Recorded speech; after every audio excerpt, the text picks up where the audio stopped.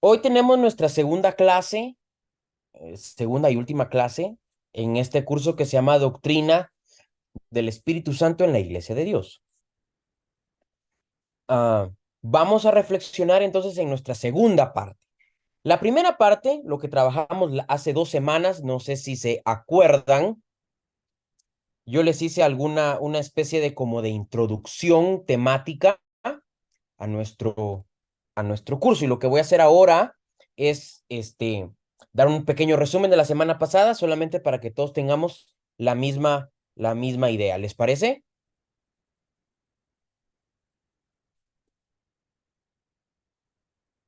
Ya, doctrina del Espíritu Santo en la Iglesia de Dios. Lo que básicamente hicimos hace 2 semanas fue establecer una idea específica por cada una de las palabras que conforman el nombre de nuestro curso, ¿verdad? Doctrina. Dijimos que doctrina tiene que ver con enseñanza básica que da identidad y pertenencia a una persona o grupo de personas, ¿verdad? Es necesaria para pertenecer a la iglesia. En este caso, eh, a la Iglesia de Dios, Evangelio Completo de Guatemala.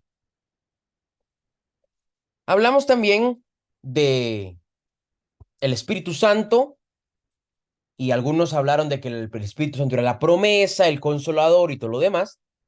Y llegamos a establecer algunas ideas básicas, como, por ejemplo, que el Espíritu Santo es una persona en la Trinidad. Tradicionalmente decimos la tercera persona de la Trinidad porque está como en ese orden, ¿verdad? Que, por ejemplo, usamos el texto de Mateo, la fórmula bautismal, ¿verdad?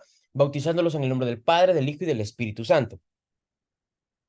Y por eso hablamos de que es la tercera persona, pero el Espíritu Santo no es la tercera persona de la Trinidad, es una persona de la Trinidad. ¿Por qué?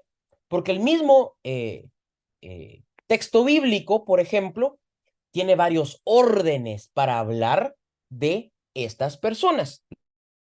Lo vamos a ver un poquito más adelante. Y también hablamos de que es consolador, empoderador y estas imágenes que necesitamos para comprender mejor el trabajo del Espíritu. Hablamos de la Iglesia de Dios como una institución religiosa, como una comunidad de personas, ¿verdad?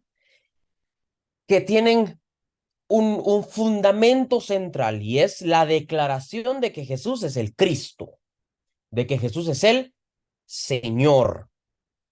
Y cuando hablamos de que Jesús es el Señor, estamos diciendo que el Señor tiene plena autoridad sobre todo.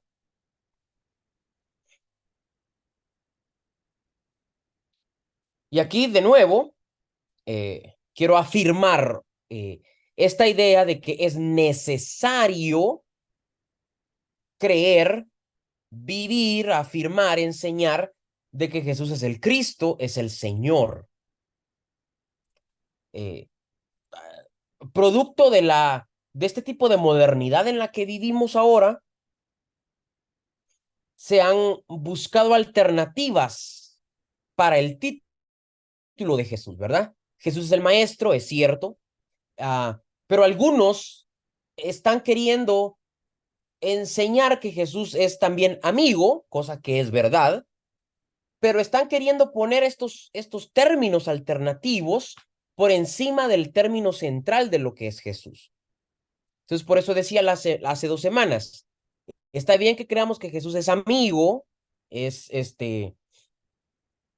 pero que sea amigo no significa que deja de ser el Señor, el Cristo. Y eso es algo que necesitamos afirmar y sostener e incluso defender.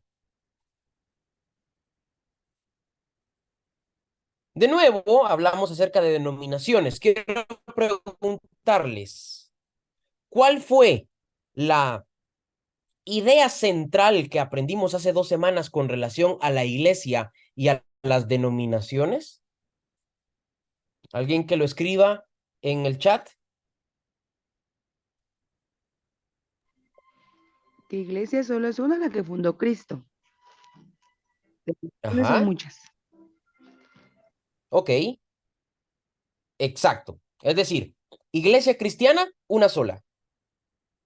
muchas denominaciones, pero iglesia cristiana, una sola. Así que la pregunta, ¿cuál es la iglesia verdadera? ¿Cuál es la iglesia, qué sé yo? Cualquier pregunta que tenga que ver con diferenciar iglesias es una pregunta que para nada ayuda en nuestra fe cristiana. ¿Por qué? Porque iglesia cristiana solamente hay una.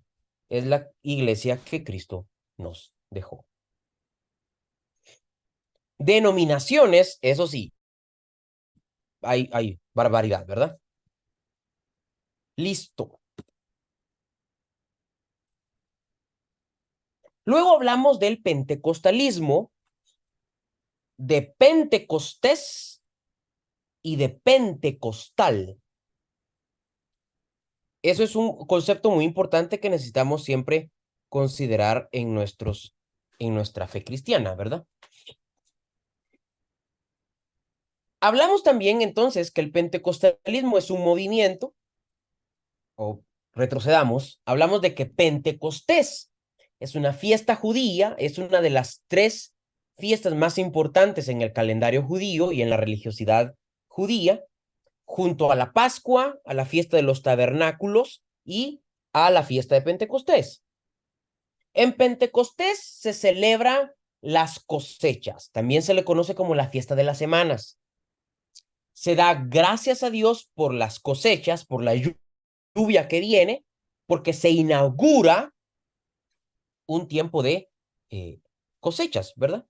Venimos de un proceso de siembra y ahora toca cosechar. Número 2, hablamos del evento de Pentecostés, ¿verdad? Hechos capítulo 2, el derramamiento del Espíritu Santo, que tiene que ver con señales, con maravillas, con milagros, con prodigios, con manifestaciones espirituales.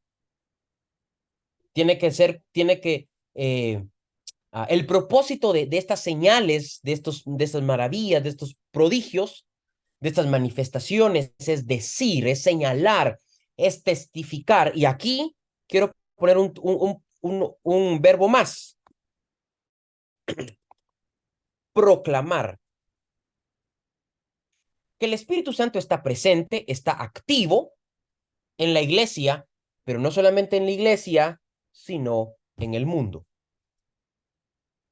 Y tercero, el movimiento, ¿no? El pentecostalismo como un movimiento cristiano que se caracteriza por enfatizar la obra de Dios a través del la obra de Dios en Cristo a través del Espíritu Santo, una vida en el Espíritu Santo. Luego comenzamos a hablar acerca de los conceptos técnicos, ¿verdad? Neumatología, que es el estudio o la reflexión que hacemos en torno al Espíritu.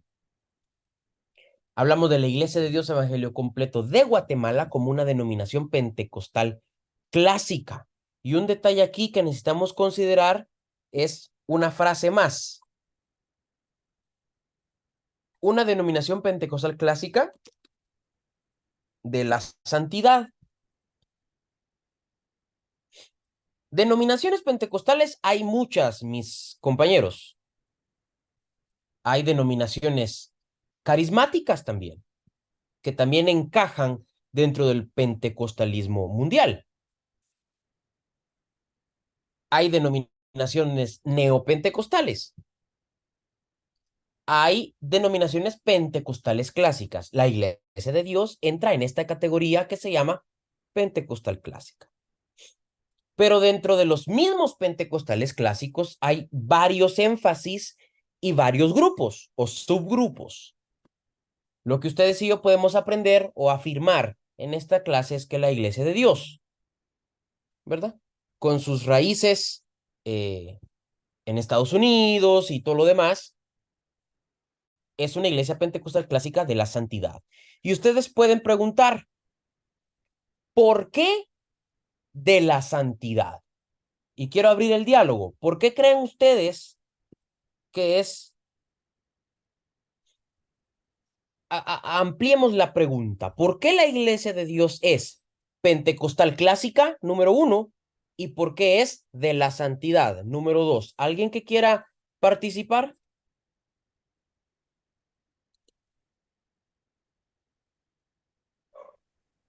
Buenas noches, hermano. Sí, hermano.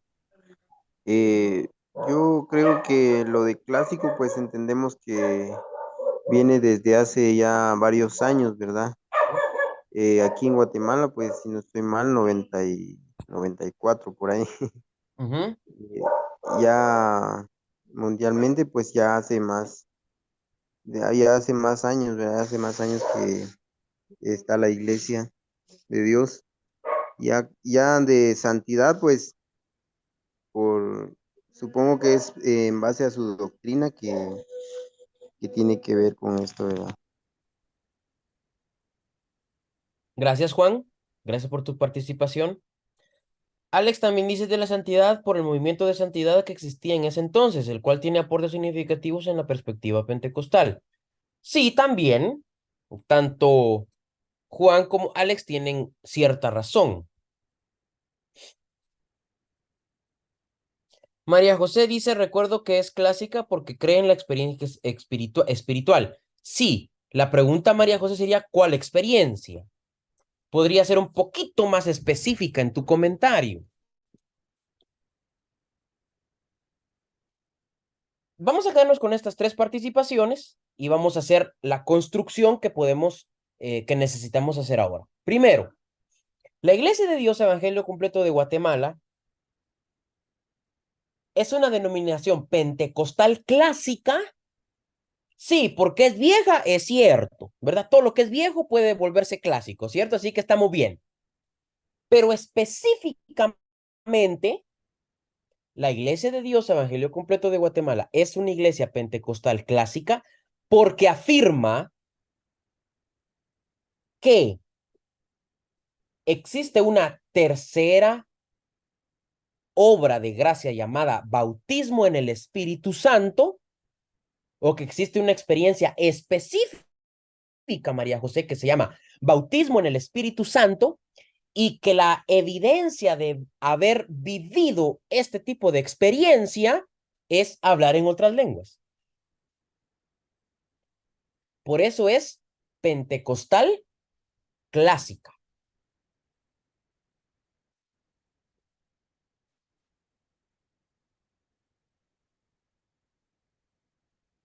Número dos, ¿por qué es pentecostal clásica de la santidad? Alex tiene razón en hablar del movimiento de santidad como un movimiento previo al pentecostalismo. Es cierto. Pero es una iglesia de santidad porque afirma que la santidad, juntamente con la santificación, es una experiencia constante en el Espíritu. Contrario a las asambleas de Dios, por ejemplo, que creen que la experiencia de santificación es inmediata a la conversión, es completa, es terminada. La iglesia de Dios dice que no, que es un proceso que tú vas viviendo constantemente.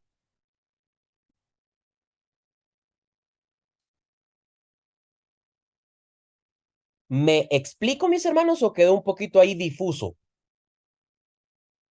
Si necesitamos algo más de explicación, usted puede tomar el tiempo y decirle, mire, yo me quedé aquí, necesito que me lo explique un poquito más y con gusto lo puedo hacer. La idea es que todos vayamos bien, ¿ya?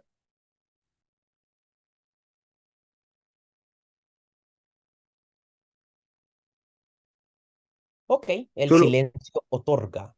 ¿Alguien ya había hablado? ¿Sí, Juan? sí, hermano, solo con lo que creían, con lo que creen las asambleas de Dios que usted decía. Mm. Bueno, eso es un dato secundario, pero Ujú.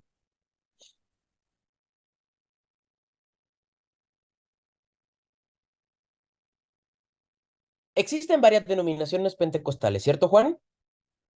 Ajá. Y cada una tiene sus propios énfasis específicos, lo que caracteriza a las denominaciones. Entonces, la Iglesia de Dios, Juan, afirma que la santificación es un proceso constante de limpieza.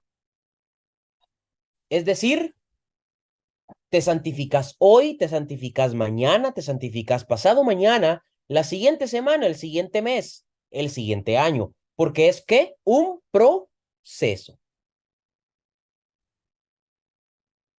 ¿Estamos ahí? Las asambleas de Dios, otra denominación pentecostal, cree que la santificación no es un proceso, que la santidad no es un proceso, sino que es una obra ya terminada, una sola vez por todas, y que sucede en la conversión. ¿Estamos ahora, Juan? Gracias, hermano. Ahora bien, la pregunta es, ¿cuál es mejor?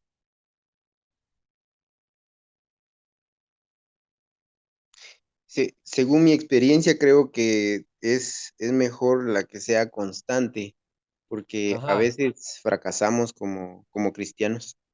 ya. Ahora, está bien tu experiencia, pero lo que dijimos o lo que aprendimos hace 2 semanas fue que no existe. Ninguna es mejor, todos son iguales. Ninguna es mejor que nadie. Exacto.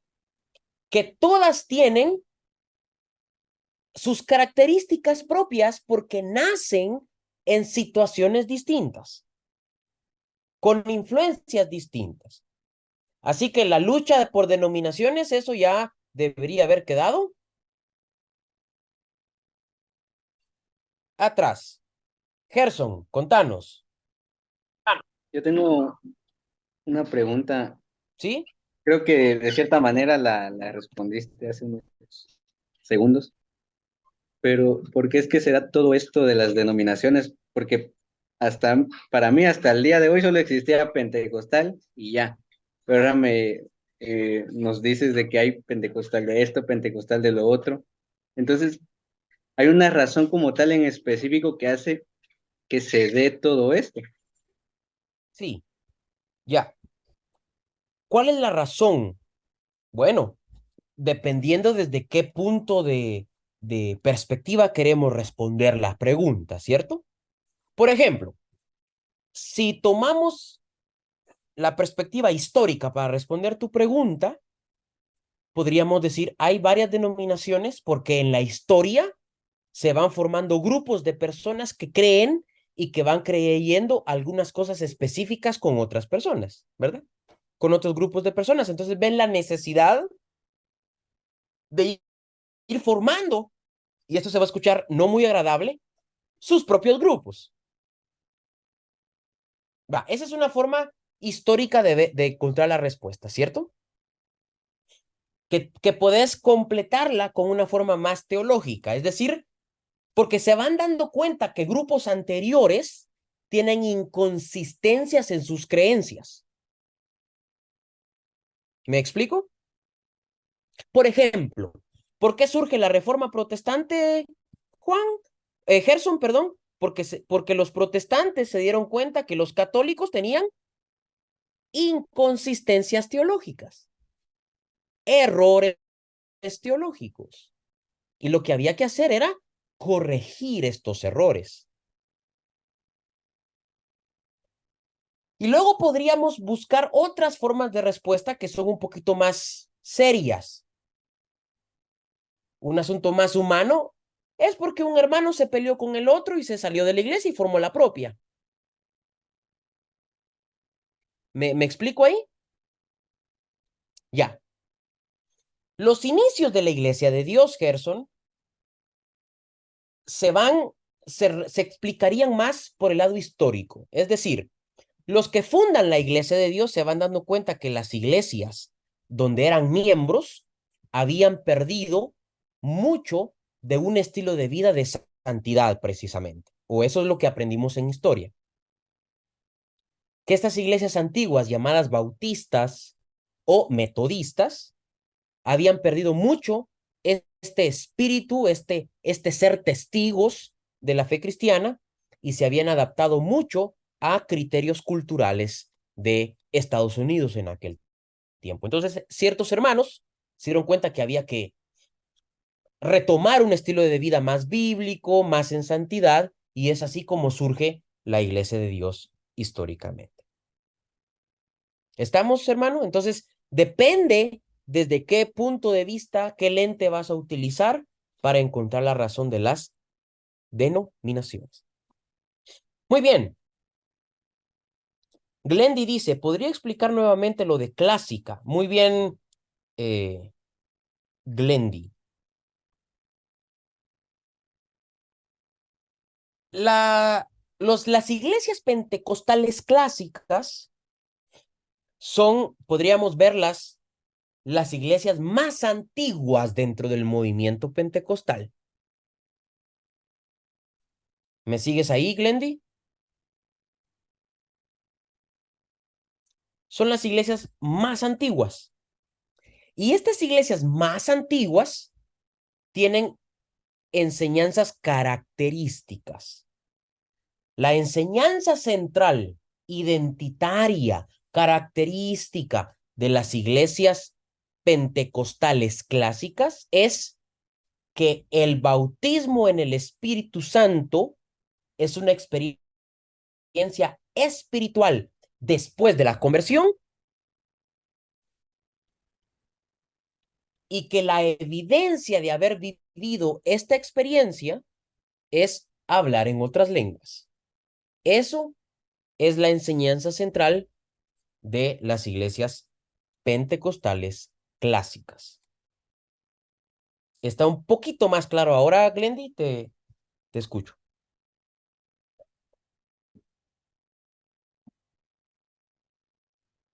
Listo. Muy bien, avanzamos entonces. Luego, hablamos de ya les hice una especie de panorama general de cómo la Iglesia de Dios en su declaración de fe posiciona o explica o refleja su posición acerca del Espíritu Santo.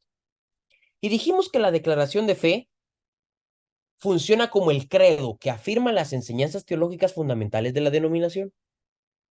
Es decir, y aquí me voy a portar así un poquito rígido.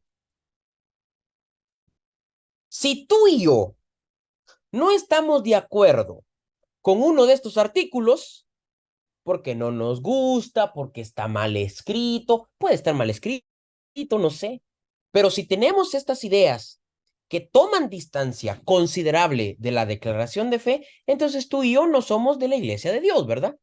Vamos al culto, ¿verdad? Servimos, pero aún no hemos interiorizado en nosotros estas enseñanzas. Eso está como que tú y yo somos parte de nuestra familia, ¿verdad? Mi familia es la familia Monroy Soto.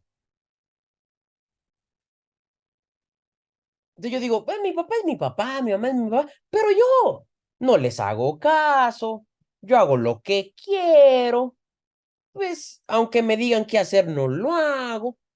Tomar esa distancia al final me puede llevar a la conclusión de que yo no soy parte de esta familia, porque al final no estoy de acuerdo con la familia en la que vivo, ¿verdad? Entonces voy tomando distancia. En ese sentido, la declaración de fe, que es el credo de la Iglesia de Dios, es muy importante para ustedes y para mí porque establece los criterios de identidad. Está compuesta por 14 artículos que son frases explicativas que abordan temas como la posición en relación a la Biblia, a Dios, al pecado, a las ordenanzas, a los tiempos finales y a otros elementos. Lo primero que dice la Iglesia de Dios en relación al Espíritu Santo es que el Espíritu Santo es una persona de la Trinidad. Creemos en un Dios que existe eternamente en tres personas, a saber, el Padre, el Hijo y el Espíritu Santo. Esta es una afirmación típicamente cristiana. Todas las iglesias cristianas, de cualquier tipo, a excepción de un par, van a afirmar que Dios es en Trinidad. Número 3 en este caso. A ver, el artículo número 3 dice que Jesucristo es el unigénito del Padre, concebido del Espíritu Santo y nacido de la Virgen María. Esta afirmación también es típica cristiana. ¿Qué estamos diciendo acá? Que el Espíritu Santo hace posible la concepción, la identidad y el ministerio de Jesucristo en la tierra. Número 6. En la santificación, creemos en la santificación. Miren, siguiente al nuevo nacimiento, después del nuevo nacimiento, después de nacer de nuevo, por fe en la sangre de Jesucristo, por medio de la palabra y por el Espíritu Santo. Estamos diciendo acá que el Espíritu Santo posibilita la santificación, posibilita consagrarnos al Señor, limpiarnos de la mancha del pecado. Eso lo hace el Espíritu Santo y lo hace la palabra. Creemos en el bautismo con el Espíritu Santo, miren, subsecuente a la limpieza del corazón, el cual da poder para el servicio. Esto es típico pentecostal. No todos los cristianos en el mundo creen algo como esto. Y por eso estoy poniendo acá típico pentecostal, característico de los pentecostales. Entonces, lo que estamos diciendo acá es que creemos que hay una experiencia necesaria que es después, otra vez, de la limpieza del corazón, después de la conversión. Y por eso puse acá esta frase, que es lo tercero, que da poder para el servicio. Esto es necesario, es una frase típica pentecostal. Y ya aclaré hace unos minutos atrás que esta es una afirmación pentecostal clásica. Número 9. Creemos en hablar en otras lenguas como el Espíritu dirija a la persona, lo cual es evidencia inicial del bautismo en el Espíritu Santo. De nuevo, esta afirmación es típica pentecostal. No todos los cristianos lo creen así, de esa forma. Pero nosotros, los pentecostales, sí lo creemos, lo afirmamos, lo proclamamos y lo vivimos. Artículo número 10. Creemos en el bautismo en agua por inmersión y que todos los que se arrepienten deben ser bautizados en el nombre del Padre, del Hijo y del Espíritu Santo. ¿Qué estamos diciendo acá? Que el Espíritu Santo también está activo cuando ustedes y yo somos o fuimos o vayamos a ser, si alguien no se ha bautizado aún, bautizados en agua. Entonces, ¿qué estamos viendo acá? Estamos viendo que el Espíritu Santo está en todo, compañeros. El Espíritu Santo está desde el inicio, Génesis 1 en adelante, y el Espíritu del Señor se movía sobre las aguas. De hecho, lo cantamos, ¿verdad? En los himnos antiguos. Se movía sobre las aguas. Estamos afirmando que el Espíritu Santo es Dios, es persona de la Trinidad. Estamos afirmando que el Espíritu Santo hace posible la concepción, la identidad, el ministerio del Señor Jesucristo. Estamos afirmando que la santidad como aquel proceso de limpieza, ¿verdad? ¿Quiénes de ustedes han lavado a mano? Yo he lavado a mano, muchacho. Es decir, que el Espíritu hace esto, miren, nos restriega en la piedra y nos echa jaboncito y nos hace así, ¿ve? Es decir, proceso de santificación para que ustedes y yo seamos más limpios. Juan, ¿tenés alguna participación? ¿No? Ok. Listo. Muy bien. Entonces el Espíritu Santo está en todo.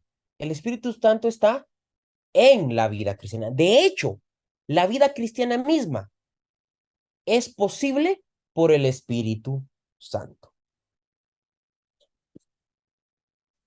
Muy bien, ahora vamos a entrar a otros aspectos de nuestra clase. Y vamos a hablar acerca de estas bases bíblicas, ¿no? Bases bíblicas de la neumatología. Si ustedes han leído el material, estoy siguiendo el material. Bases bíblicas de la neumatología. Y vamos a comenzar con las bases bíblicas. Si tienen a la mano, vamos a ir a Génesis 1, 2. También tengamos a la mano Mateo 1, 18.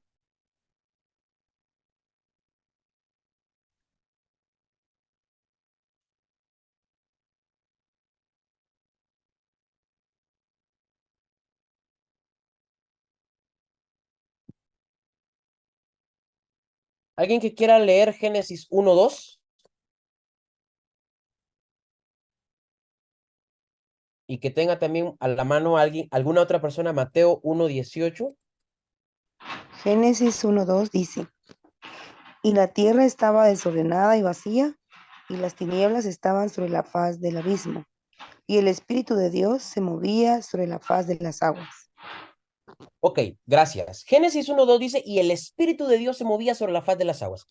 El término que el escritor de Génesis está utilizando para espíritu acá es ruaj. El material usa la letra K. Yo voy a utilizar la letra H porque es la que se usa en hebreo y se pronuncia como J, pero también como K. Ruaj, ruaj. ¿Y cómo se traduce esta palabra? Espíritu. ¿Qué idea tenía el escritor del Génesis cuando dijo, y el Espíritu de Dios se movía sobre la faz de las aguas? La idea que tiene con Ruach es que el Espíritu hace posible la presencia de Dios en el mundo. Alguien dijo hace 2 semanas, el Espíritu es la presencia de Dios. Casi. Es más bien el Espíritu el que hace posible la presencia de Dios en el mundo.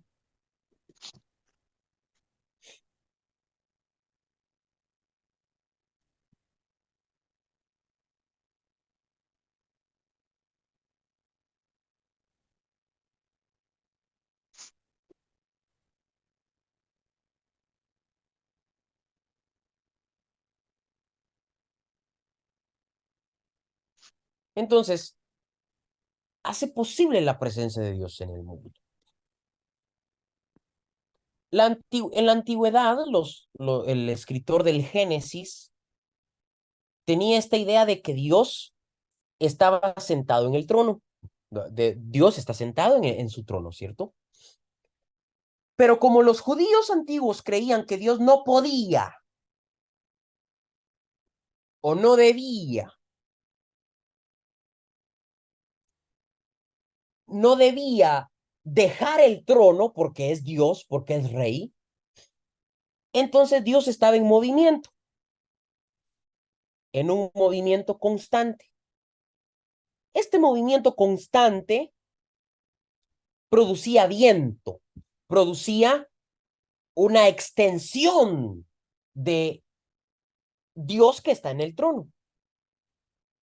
A esa extensión de Dios, a ese viento que se mueve, que hace presencia de Dios, ellos llamaban Ruach. Entonces, el Espíritu de Dios, vamos a decir nosotros, es el movimiento de Dios que lo hace presente. Por eso es que cuando uno lee la creación del ser humano, ustedes saben que la Biblia dice, ¿no? Y sopló en él, ¿qué cosa? Aliento Aliento. de vida. ¿Qué hizo esto?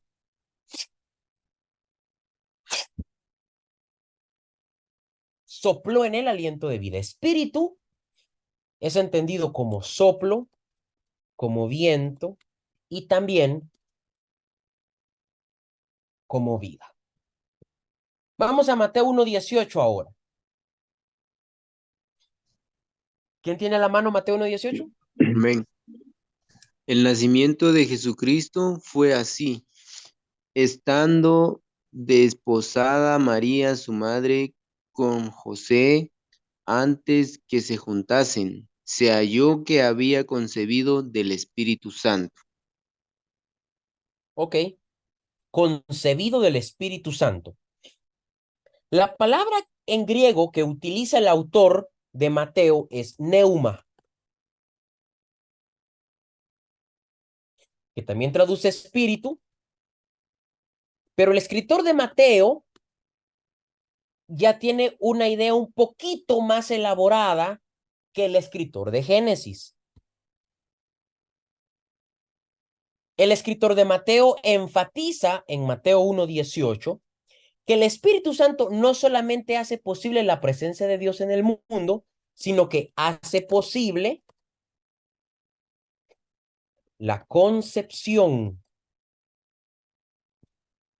de Jesús. Esto ya lo he dicho, pero es necesario enfatizarlo de nuevo para que ustedes vean que la Biblia nos está presentando varias formas de comprender y entender la obra del Espíritu Santo. Hace posible la concepción del Espíritu, perdón, de Jesús como Hijo de Dios.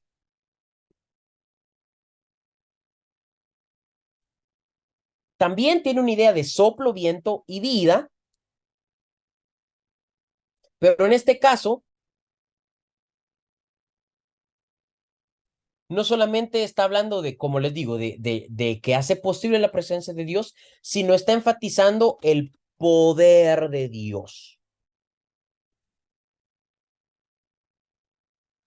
Esto funciona más bien como una cuestión de introducción.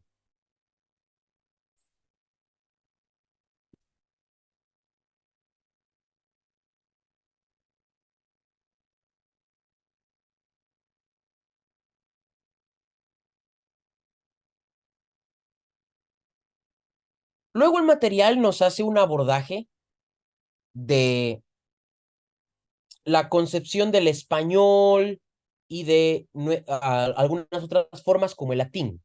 Por ejemplo, en el latín, solamente para aclarar, en Génesis esto es hebreo, ¿cierto? En Mateo esto es griego. Luego, neuma, que viene del griego, se traduce al latín como spiritus.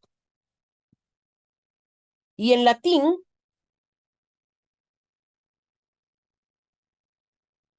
se hace énfasis en la capacidad de respirar como una acción humana, como una acción divina y también, ¿verdad? Sopló en él aliento de vida. Pero spiritus en latín ya tiene una connotación de persona. En este caso, sí voy a usar la palabra literal, aunque no tengo creo que podría encontrar una palabra más clara, pero vamos a usar persona literal. En español ya surge la palabra espíritu. Y en español, la palabra espíritu tiene una connotación de inmaterial. Incluso algunas personas han enseñado también que el espíritu tiene que ver con el alma también, ¿verdad?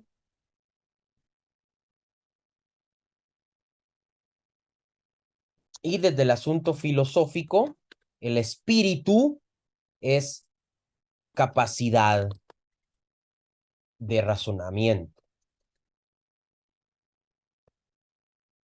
Entonces, ustedes podrían preguntar, sí, pero ¿por qué la explicación explicación de este tipo. Vamos a encontrarle sentido ahora. Entonces, este es el proceso de traducción de esta palabra tan importante para la fe cristiana y para la vida misma, como el espíritu, ¿verdad? Entonces, ruaj pasó a ser en hebreo, pasó a ser neuma en griego, pasó a ser a espíritus en latín y nos vino como espíritu en español. Nuestras Biblias que tradicionalmente usamos como la Reina Valera del 60 o la Reina Valera contemporánea o la Nueva Versión Internacional,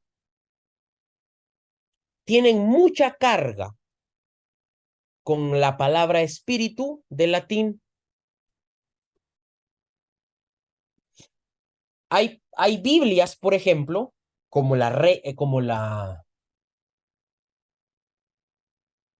sí, como la Biblia de Jerusalén, la Nueva Versión Internacional también, la Biblia Dios habla hoy, que enfatizan más el concepto de espíritu,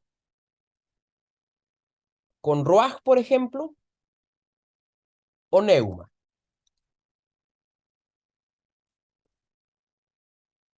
Y luego están Biblias un poquito más sencillas de leer, ¿verdad? Como la Biblia en lenguaje sencillo, la traducción al lenguaje actual, esas Biblias que son bien facilitas de leer, se distancian mucho del contenido teológico de estos tres primeros para enfatizar nomás el término espíritu de esta forma en español.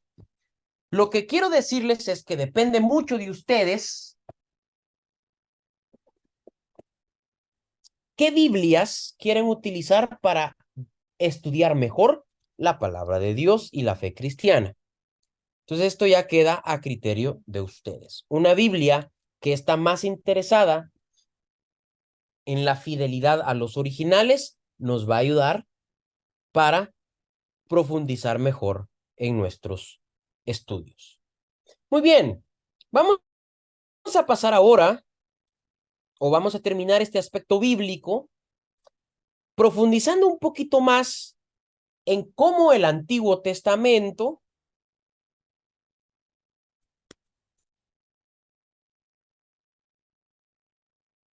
habla del Espíritu Santo. Y vamos a ir de nuevo a las lecturas, ¿verdad? Ya hablamos un poquito de Génesis 1 y 2. Quiero que vayan conmigo a Números 24:2. Alguien que tenga a la mano Números 24:2.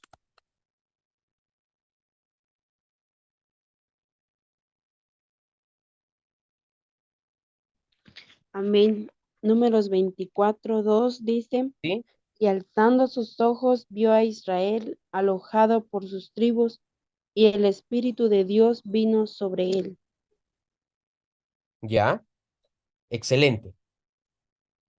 Alguien escribió, yo no recomiendo alguna Biblia o versión de Biblia. Juan pregunta si recomiendo alguna Biblia o versión de Biblia. Sí, yo recomendaría, si es que puedo recomendar, que para estudios formales, Juan, escúchame acá bien, estudios formales de la Biblia, ustedes puedan tener a la mano Biblias como la Biblia de Jerusalén, la Biblia Peshita, la Biblia Dios habla hoy, la Nueva Versión Internacional y la Reina Valera del 60. ¿Qué es lo que te estoy sugiriendo? Es que hagas comparaciones, hermano. Eso es lo que yo recomendaría para hacer estudios bíblicos formales. O para hacer devocionales personales incluso, podrían hacerlo. Si no, Biblias un poquito más sencillas para la lectura.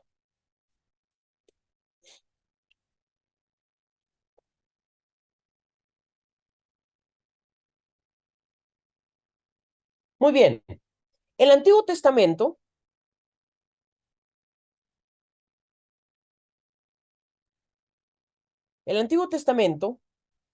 nos está presentando al Espíritu de Dios desde Génesis como el que hace posible la presencia de Dios en el mundo, pero también como el Dios que acompaña a su pueblo. Ya leímos Números 24:2, que también nos da a entender que el Espíritu Santo viene, es decir, para actividades específicas, que viene y también se va. Es decir, viene, obra en las personas específicas para actividades específicas y luego se va. Por ejemplo, ustedes se recuerdan de la historia de Sansón, ¿verdad? Y de repente venía el Espíritu de Dios, dice, y Sansón tenía fuerza y hacía sus hazañas. Pero también el Espíritu se iba de Sansón. Es decir, el Antiguo Testamento, alguien que tenga a la mano Jueces 11:29 también, me gustaría que lo escuchemos, Yo tengo. Dice, y el ¿sí? Espíritu de Jehová vino sobre Jefté y pasó por Galaad y Manasés, y de ahí pasó a Mizpa de Galaad, y de Mizpa de Galaad pasó a los hijos de Amón. Excelente. Entonces, ¿qué idea nos está dando acá? Que el Espíritu Santo venía y luego se movía para otro lado y se iba y regresaba y se posaba aquí, se posaba allá. Es decir, que estaba en constante movimiento, no estaba en un lugar específico. El Espíritu Santo se movía. En el Antiguo Testamento también tenemos, de nuevo, esta idea de que el Espíritu viene para capacitar a personas para tareas específicas. Cuando venía encima sobre Sansón, cuando capacitaba a Gedeón, cuando capacitaba a los profetas. Si ustedes leen los profetas del Antiguo Testamento, los textos van a decir, y se apoderó de él el Espíritu e hizo tal cosa. Hay un texto que a mí me gusta y es cuando Saúl profetizaba. Vayan conmigo.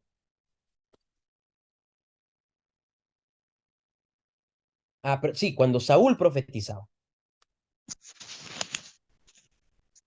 Reyes. Primer libro de Samuel 10:12. Quiero que alguien lo lea en Reina Valera del 60 y si alguien lo tiene a la mano en Nueva Versión Internacional, también quiero que lo lean.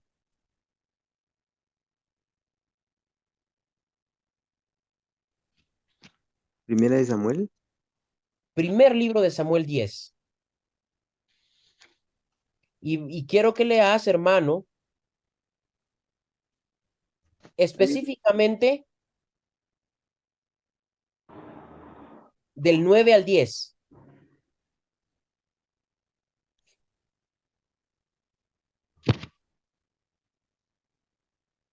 Yo tengo aquí la Acu- NB. Sí, vamos a leer primero la Reina Valera del 60 para que comprendamos la comparación. Muy bien. Aconteció luego que al volver él la espalda para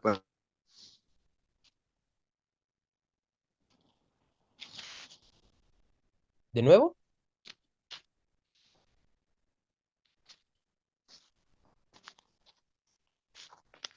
¿Alguien que lo lea? Yo lo tengo en la 60, la Sí. Valera, y dice, y aconteció luego que al volver él la espada para apartarse de Samuel, le mudó a Dios su corazón, y todas estas señales acontecieron en aquel día. Y cuando llegaron allá al collado, he aquí la compañía de los profetas que venía a encontrarse con él, y el Espíritu de Dios vino sobre él con poder y profetizó entre ellos. Ok. ¿Qué idea nos está dando aquí? Que el Espíritu de Dios venía sobre Samuel y éste profetizaba. ¿Estamos con la imagen de que el Espíritu viene sobre él? Ok. Si el Espíritu de Dios viene sobre sobre Saúl, significa que no estaba antes, ¿cierto? Porque venía sobre él. ¿Me siguen ahí? Vale. Es decir, porque en el Antiguo Testamento la idea del Espíritu era que iba y venía. Pero ahora miren ¿cómo nos presenta esta acción del Espíritu la Nueva Versión Internacional?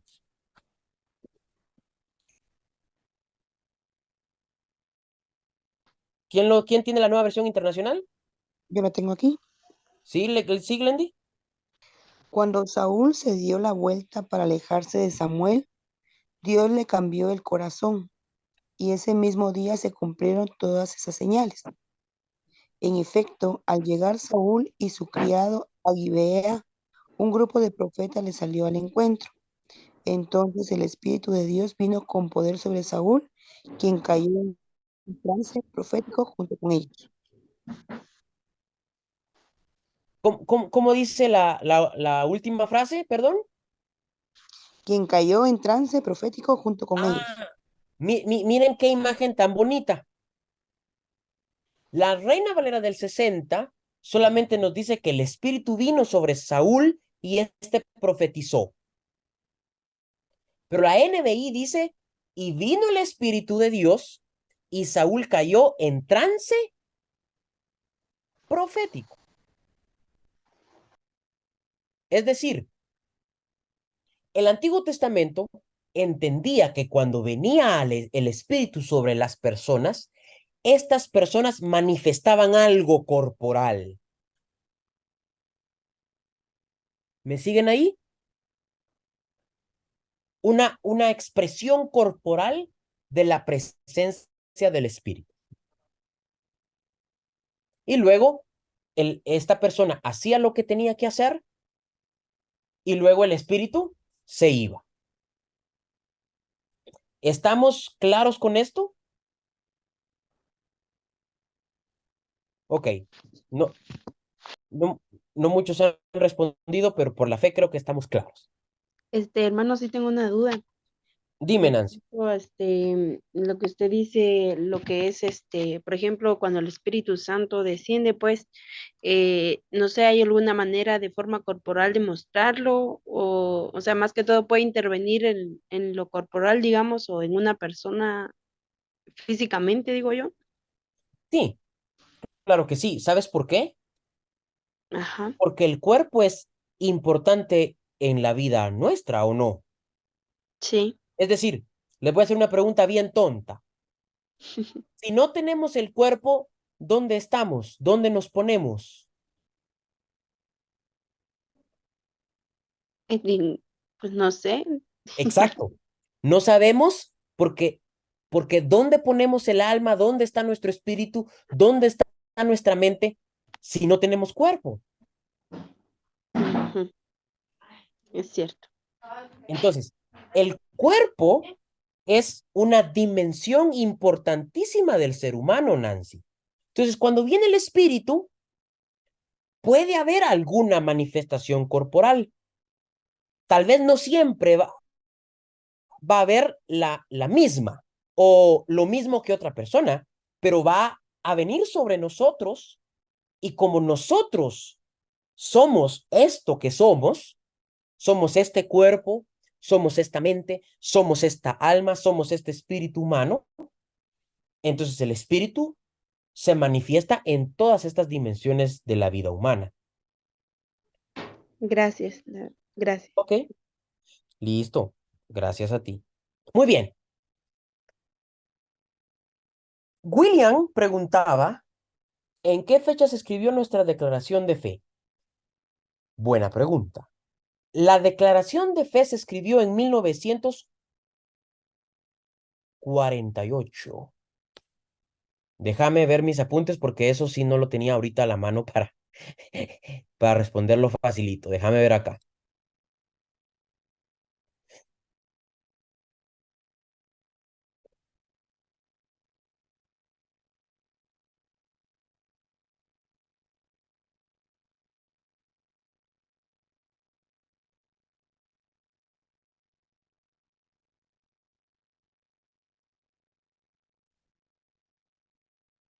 Mm,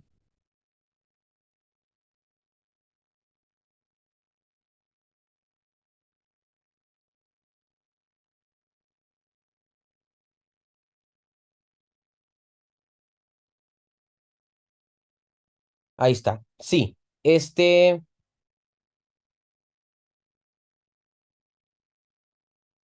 en 1948.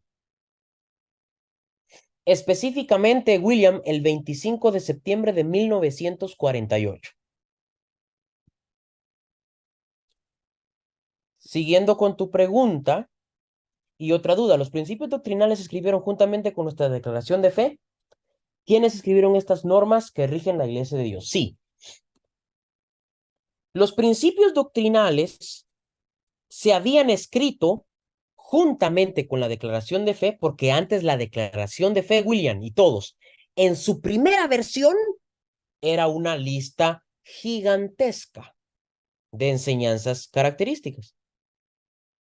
Y luego las fueron organizando en grupos para mejor explicación y para mejor uso. ¿Quiénes escribieron estas normas, William? Esa es otra muy buena pregunta. Yo escribí un documentito para el seminario, aquí lo tengo.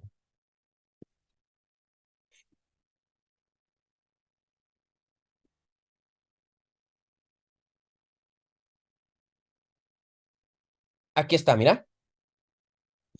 El comité que escribió la declaración de fe que se autorizó el 25 de septiembre de 1948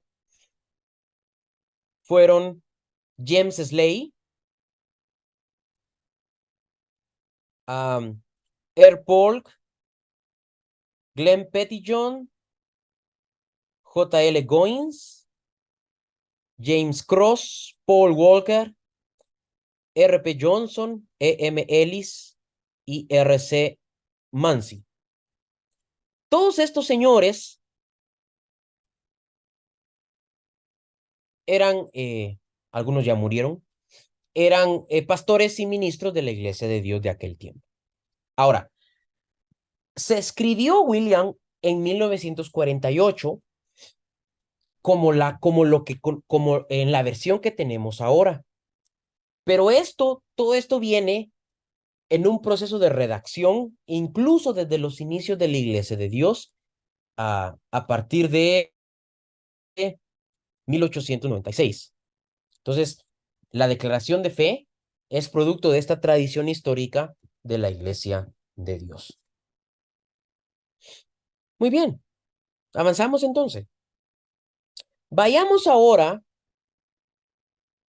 luego de ver esta imagen que tenemos del Espíritu Santo en el Antiguo Testamento, vamos a decir que en el Antiguo Testamento el Espíritu de Dios, de nuevo, hace posible la presencia de Dios en el mundo y también iba y venía, es decir, se posaba en personas específicas para capacitarlas para tareas específicas. Y por último, también podríamos decir que cuando el Espíritu de Dios se posaba sobre X o Y persona, por lo general, tal vez no siempre, pero por lo general, había una manifestación corpórea. Por ejemplo, el caso de Saúl y el caso de los profetas. Sí, Isaac, el Espíritu en el Antiguo Testamento también capacitaba a las personas. Eso es lo que acabo de afirmar justo aquí mientras escribía, ¿verdad? Entonces, ahora vamos a ver rapidito el Espíritu Santo en el Nuevo Testamento.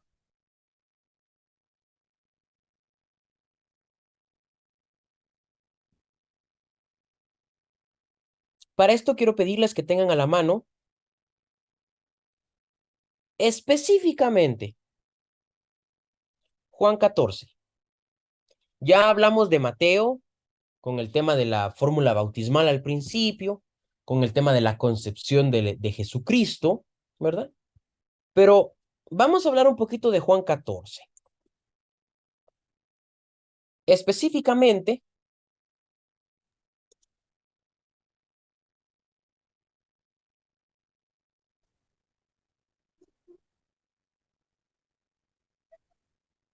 del 15 en adelante. Juan 14, 15 en adelante. Y quiero pedirle a alguien de ustedes que lea específicamente. Sí, vamos a comenzar del 15 al 17. Amén. Dice, si me amáis, guardad mis mandamientos, y yo rogaré al Padre, y os dará otro consolador para que esté con vosotros para siempre. El Espíritu de verdad, al cual el mundo no puede recibir, porque no le ve ni le conoce, pero vosotros le conocéis porque mora con vosotros y estará en vosotros. Ok, entonces, el Espíritu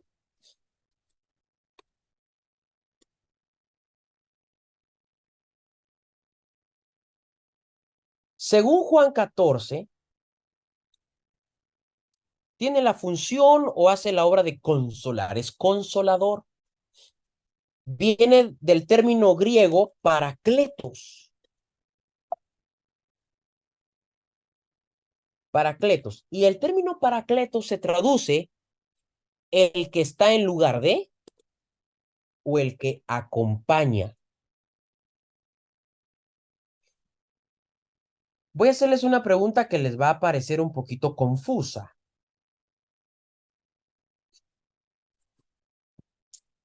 ¿Dónde está Jesús ahora?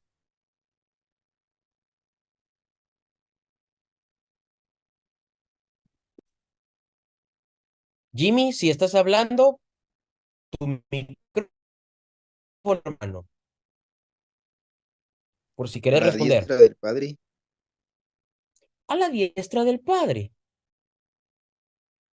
¿verdad? A la diestra del Padre como es decir, en el cielo, dice William acá, en el cielo con el Padre. Va. Si nosotros creemos que Jesús está en el cielo, a la diestra del Padre como nuestro intercesor, ¿quién hace presente a Jesús aquí en la tierra entonces? El El Espíritu Espíritu Santo. El Santo. Espíritu El Santo. Exactamente, Espíritu Santo. el Espíritu Santo. Muy bien, esa es la respuesta.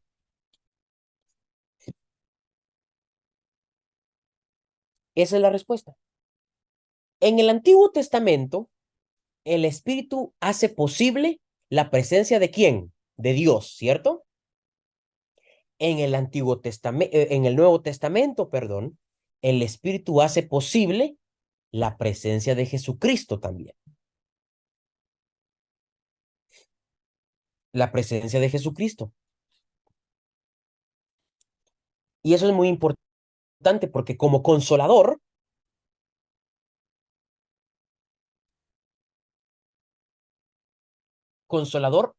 estamos afirmando que el Espíritu está en lugar de Jesucristo aquí en la tierra y acompaña a su iglesia.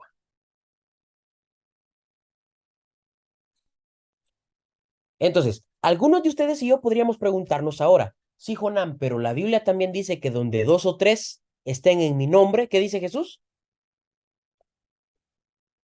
Ahí estaré. Ahí estaré yo. Ahí estaré yo. Exactamente. ¿Y cómo está presente Jesús ahí? A través del Espíritu. A través del Espíritu. Exactamente. Entonces, el Nuevo Testamento, compañeros, contrario al Antiguo Testamento, el Nuevo Testamento nos está mostrando que el Espíritu, lo voy a decir así de una forma un poquito más de pueblo, ¿verdad? Vino para quedarse. Es decir, en el Antiguo Testamento iba y venía, ¿cierto? Pero en el Nuevo Testamento está y no se ha de ir hasta cuando tenga que irse al final de los tiempos.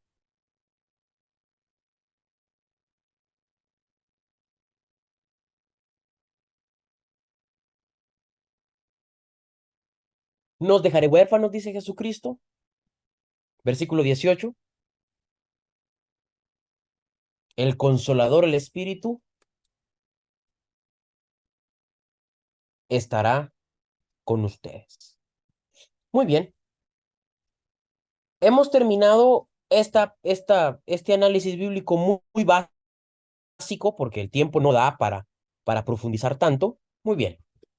Entonces, lo primero que afirmamos como Iglesia de Dios, somos una denominación cristiana, evangélica y pentecostal. Nuestra afirmación primaria es que el Espíritu Santo es Dios. Vamos a comenzar con las negaciones. No es una fuerza espiritual, no es un poder divino, no es la presencia de Dios. ¿Por qué quiero afirmar esto? Es porque si hay alguien aquí en esta clase que todavía se debate con estas ideas, es válido, es genuino, pero es necesario mejorarlo, es necesario corregirlo. Entonces podemos dejar de afirmar estas ideas inconsistentes, erradas, y afirmar lo que teológicamente podemos afirmar y correctamente del Espíritu Santo.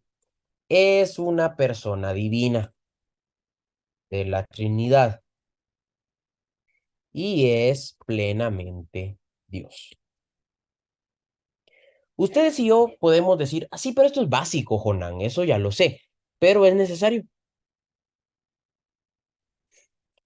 William, creo que no es correcto decir que la presencia de Dios está aquí. Yo diría que sí es correcto, porque estamos hablando de la presencia de Dios.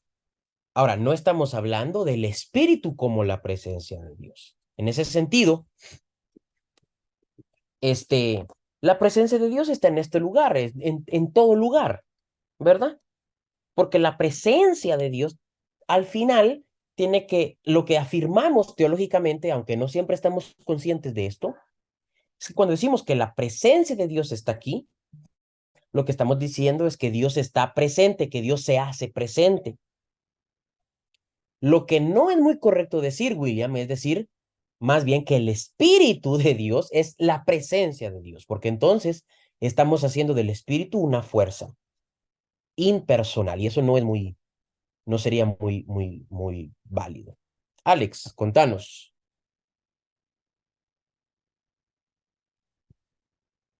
Sí, fíjate que yo tengo una pequeña duda con eso, porque incluso en el credo de Nicea, en el cual se ha establecido también parte de nuestra declaración de fe, hace referencia a que el Espíritu Santo es proveniente del Padre y en ¿cómo se llama el término? Filioque, también del Hijo. La cuestión allí es de que si es procedente del Padre, como lo declara el credo de Nicea, entonces estaríamos subordinando al Espíritu Santo a estas dos divinidades. No No, obstante, no, dos divinidades no es correcto decir tampoco. ok. Bueno, en este caso al Padre y al Hijo, que son uno solo. Entonces, la cuestión aquí sería ya más que todo en la articulación de la Trinidad con Tertuliano, porque una especificación directa de esta Trinidad en la Biblia, pues hasta donde tengo entendido no hay. Incluso se hacen referencias en la Gran Comisión, pero son interpolaciones. Entonces, ¿cómo se sustenta en sí el que el Espíritu Santo es el mismo Dios? Porque pues en la articulación de la Trinidad, no hay un pasaje explícito en el que hable de esta Trinidad como tal, ¿verdad? Sino que se interpreta. Y en el credo de Nicea, pues está ese conflicto que hace subordinado al Espíritu Santo al momento de declarar que proviene del Padre. Ujú. Ya, te voy a hacer una pregunta para que me aclares y en base a eso te voy a responder. ¿Has leído el credo de Atanasio? No. Vale, léelo. Ok. Porque, porque estás muy reducido en tu pregunta a este credo llamado de Nicea. El credo de Nicea ya está muy discutido en la academia y ya no se acepta mucho lo que el credo de Nicea ha establecido, sin revisión. Entonces, el credo de Nicea viene a ser avanzado y complementado con el credo de Atanasio. Porque el credo de Atanasio viene a aclarar esas inconsistencias del credo de Nicea. Esa es una. Lo segundo, decir que en la Biblia no hay lo que vos decís con relación a la Trinidad es un error. Es un error porque si la Biblia no sustentara la Trinidad, entonces la iglesia cristiana luego de 2000 años ha vivido en error y eso no sé si nos guste, ¿verdad? O si sea verdad. Lo que la Biblia nos provee, Alex, y todos los que están acá, para que no nos confundamos con la idea de que la Biblia no dice tal cosa con relación a la Trinidad, es que la Trinidad no es un concepto, ojo acá, la Trinidad no es un concepto que nosotros vamos a sustraer de la Biblia como que si la Biblia fuera una tiendita a la que tú vas a comprar Turtrixes. No, no, no, no. Es decir, la Biblia no es una cajita de contenido teológico, de afirmaciones que tú sacas nomás así. No, la Biblia nos está proveyendo una narrativa. Ojo acá.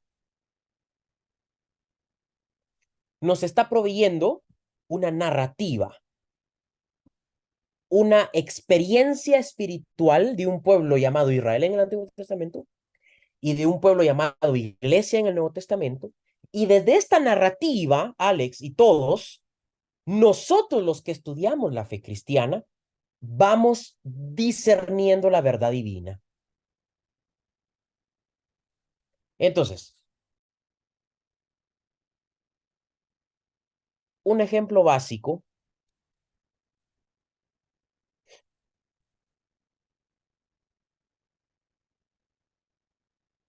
Déjenme porque me hacen preguntas que no tengo a la mano las respuestas. Entonces tengo que revisar mis apuntes porque es necesario. Aquí está.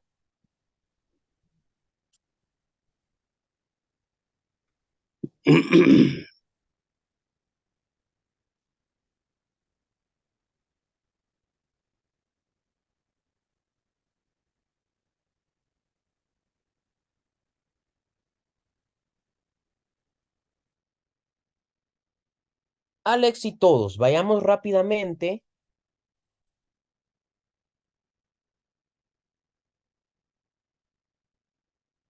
a Mateo 28 y 19. Bueno, ese sí, por el asunto de la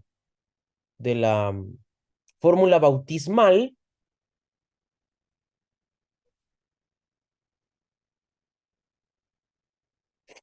Por ejemplo, decimos que el Espíritu Santo es Dios, compañeros, porque el Espíritu Santo en el texto bíblico recibe los mismos atributos de la divinidad, en este caso, de Dios.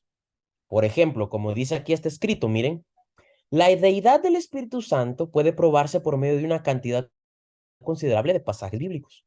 El nombre de Dios, sus atributos, obras y adoración, todos se aplican al Espíritu Santo. Sus atributos, los atributos de Dios, de la eternidad, de la omnipotencia, de la omnipresencia, de la omnisciencia, según estos textos que tenemos acá. Cuando Pedro reprende a Ananías por mentir al Espíritu Santo, le dice, ¿por qué llenó Satanás tu corazón para que mintieses al Espíritu Santo? No has mentido a los hombres, sino a Dios. Alex y todos, vayan conmigo a Hechos 5, 3 y 4.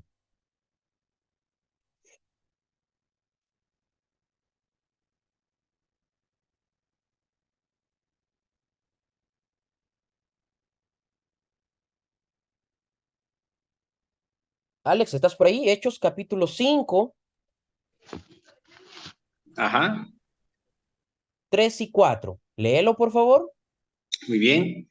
Y dijo Pedro, Ananías, ¿por qué llenó Satanás tu corazón para que mintieses al Espíritu Santo y sustrajeses del precio de la heredad, reteniéndola?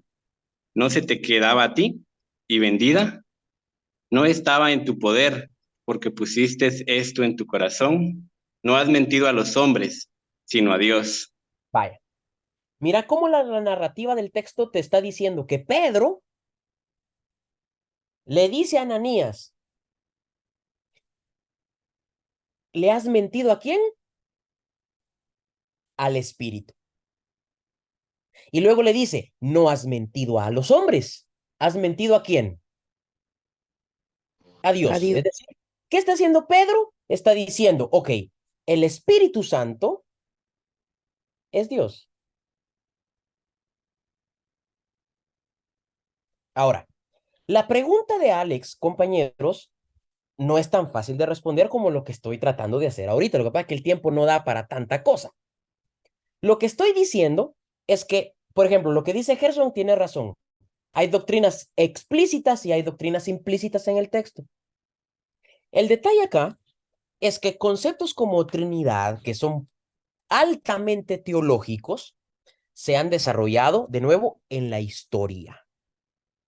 Es decir, han habido largos procesos de interpretación bíblica que los antiguos profesores, maestros, obispos de nuestra iglesia, históricamente a partir del del año 100 en adelante, hasta más o menos el 500, han estado en procesos de construcción y de interpretación bíblica. Entonces, en ese sentido, ustedes y yo somos herederos de esta tradición cristiana. ¿Estamos claros en esto? Mi invitación a ustedes es que profundicen su fe porque al final es necesario que todos lo hagamos. Y clases como Naila, por ejemplo, nos ayudan en este proceso. Entonces ya vimos que el Espíritu Santo es Dios. Es una persona divina de la Trinidad. Y es plenamente Dios. No es Dios a la mitad, ni es Dios a terceras partes, sino que es Dios, ¿verdad? Al igual que el Padre, al igual que el Hijo. El Espíritu Santo también está en constante obra en la vida del creyente.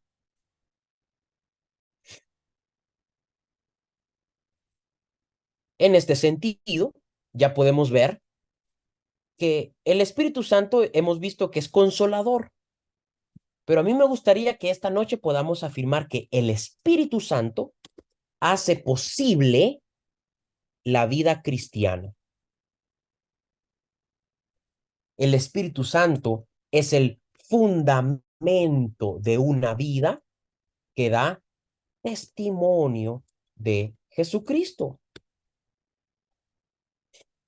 Cuando nosotros afirmamos que el Espíritu Santo concibe a Jesucristo en María, lo que estamos diciendo es que Jesucristo hace posible la encarnación de Jesús aquí en la tierra, el ministerio de Jesús en la tierra, la identidad de Jesucristo como Hijo de Dios. Estamos afirmando que la vida de Jesucristo es posible por el Espíritu, pero también luego de Hechos capítulo 2 y de las enseñanzas de Jesucristo, estamos afirmando que la obra del Espíritu Santo es hacer posible en nosotros la vida cristiana. Ustedes y yo podemos vivir una vida cristiana que da testimonio de Jesucristo por el Espíritu Santo que está en nosotros. Él es el consolador, Él es el que nos da las cosas, el que nos da el conocimiento de Dios, el que nos revela el corazón de Dios.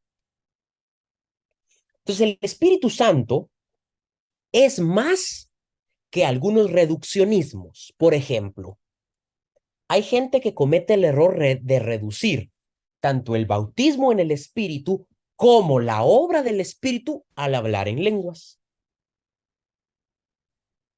El Espíritu Santo es más que hablar en lenguas. Hablar en lenguas es un aspecto de la obra del Espíritu, pero no es todo el Espíritu.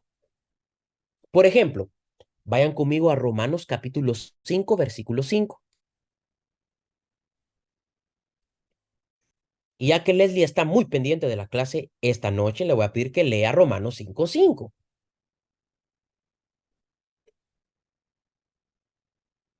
Romanos 5:5 dice, y la esperanza no avergüenza, porque el amor de Dios ha sido derramado en nuestros corazones por el Espíritu Santo que nos fue dado. ¿Qué ha sido derramado en nosotros, compañeros? El Espíritu Santo. Hay otra cosa antes de eso. El amor. Esperanza. El amor divino. El amor divino.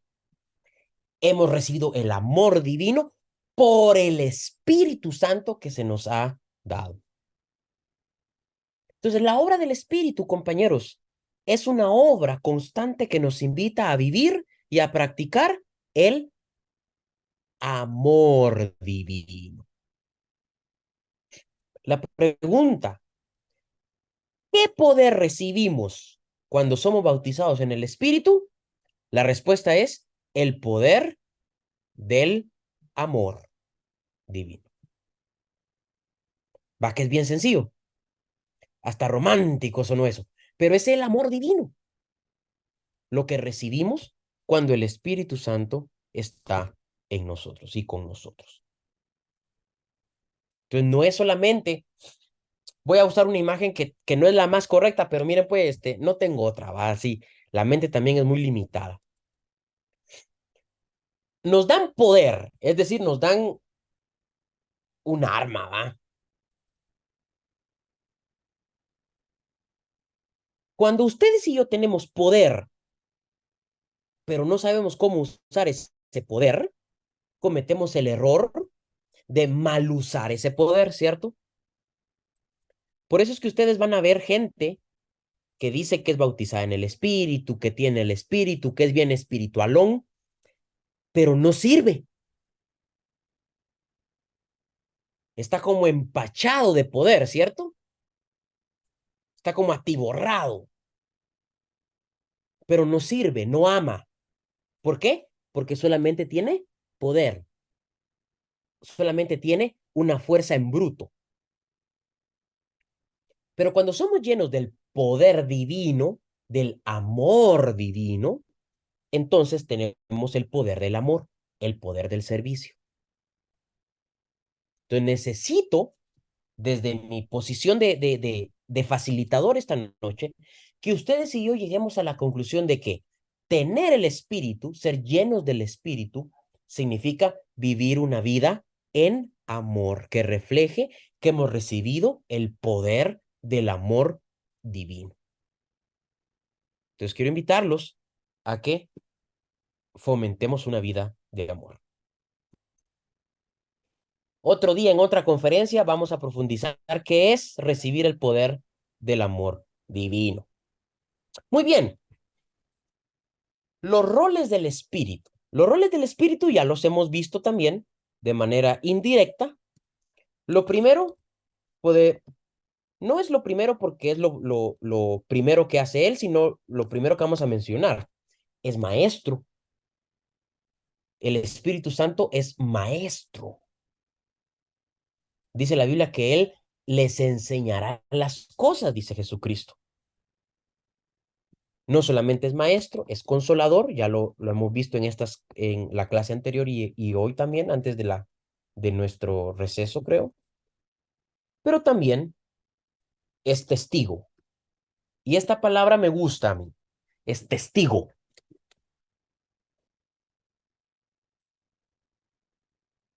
¿Qué hace el testigo, compañeros? Dar fe de algo. Dar fe de algo, exacto, ¿qué más? Defiende lo que cree. ¿Perdonen? Yo comenté que es alguien que defiende lo que cree. Defiende lo que cree, ajá, da fe, defiende, ¿qué más? Testifica acerca de un hecho. Testifica acerca de un hecho. Es decir, el testigo defiende, como dicen ustedes, da fe, que es defiende, testifica, afirma. El testigo comprueba muchas veces. Entonces, el Espíritu Santo, ¿qué es lo que hace el Espíritu Santo? ¿Cuenta, dice William? Claro que sí. cuenta, el Espíritu Santo lo que está haciendo, entre muchas cosas que hace, es que está afirmando, haciendo vigente la obra de Jesucristo. Jesucristo vino en un tiempo, ¿cierto? Murió por nuestros pecados, predicó el Evangelio de Dios, se fue y ahora está el Espíritu. Y el Espíritu lo que hace es que apunta, señala a Jesucristo como el Salvador y hace posible la salvación en nosotros. Eso es ser testigo. El Espíritu enseña cosas, por eso es maestro. Acompaña, por eso es consolador. Pero testifica, afirma, defiende y por eso es testigo de Jesús. Y para ir terminando nuestra clase, los aspectos prácticos, ¿verdad?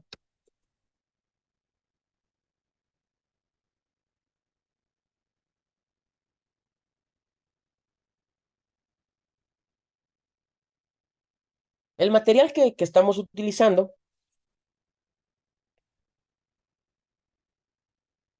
dice que hablar del Espíritu Santo es más que un lugar.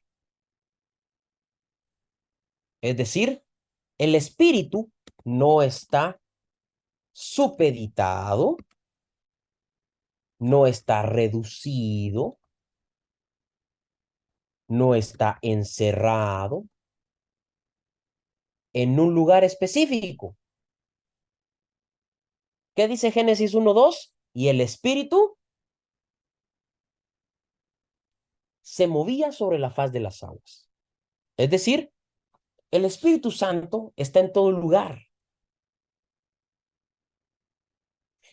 Salmos dice, ¿no? ¿A dónde huiré de tu presencia? Si me voy para el cielo, ahí estás tú. Si me voy para lo profundo del mar, ahí estás tú. Está en todo lugar.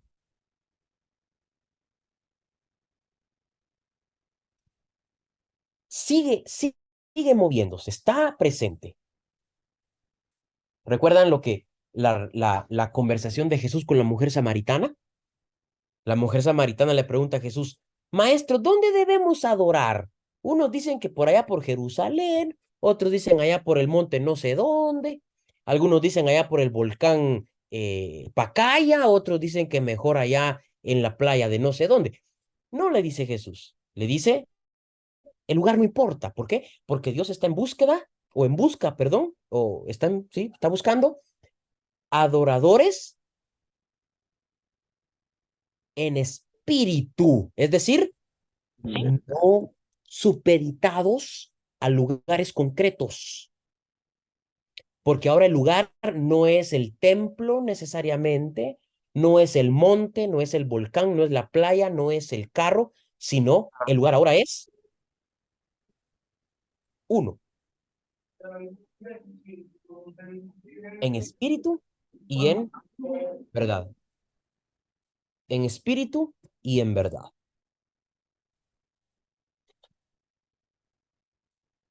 Otra cosa, el Espíritu Santo, chicos, no está supeditado a un lugar, tampoco está supeditado a un momento en la historia. El material también nos lleva a la reflexión y dice, algunos pentecostales, algunos hermanos, creen que el Espíritu solamente hizo cosas gloriosas en el pasado. Y por lo tanto, porque creen de esta forma, viven del recuerdo. Hoy quiero afirmarles, ustedes seguramente ya lo saben, hoy lo que quiero decir es que el Espíritu Santo está activo hoy, ahora. Estuvo activo en el pasado, está activo hoy y seguirá activo en el futuro. ¿Por qué? Porque es Dios, no está supeditado al tiempo, no se reduce al tiempo. Y por último, vamos a hablar un asunto de espiritualidad pentecostal. La pregunta es, ¿qué es la espiritualidad pentecostal? Hoy vamos a decir que la espiritualidad pentecostal es una forma de vida cristiana que enfatiza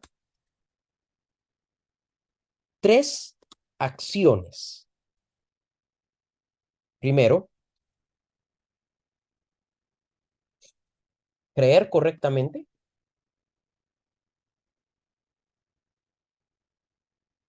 Actuar correctamente y sentir correctamente. Estas tres acciones, que es creer, actuar y sentir, están interrelacionadas. Ninguna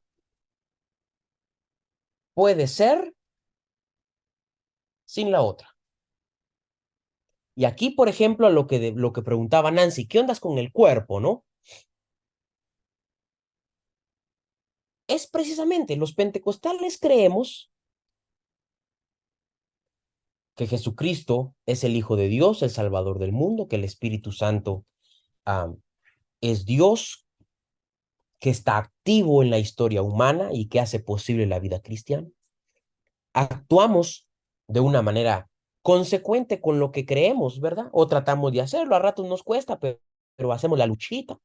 Es decir, vivir una vida de santidad, vivir una vida consciente del testimonio cristiano que debemos dar. Y también sentimos, ¿verdad? Porque sentir es parte de la vida humana, es parte de nuestra condición humana. Pero este sentir es necesario porque actuamos y porque creemos. Es decir, si nos quedamos solamente con uno de estos tres, vamos a enfatizar un aspecto sobre los otros dos y vamos a creer y vamos a caer en errores teológicos. Como por ejemplo, si solamente hacemos lo primero, si solamente creemos pero no actuamos ni sentimos, nos quedamos reducidos al racionalismo cristiano.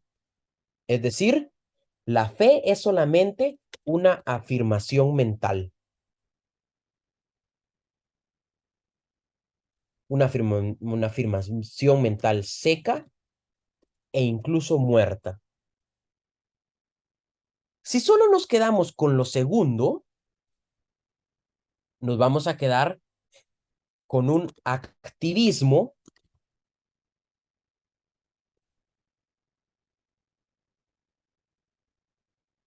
cristiano que reduce la fe cristiana a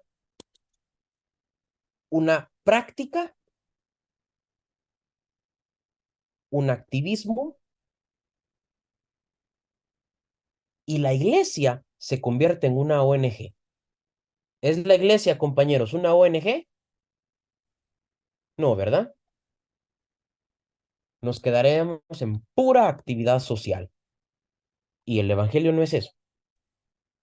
Si nos quedamos solamente con lo tercero, entonces el cristianismo, la fe cristiana se reduce a un sentimentalismo cristiano.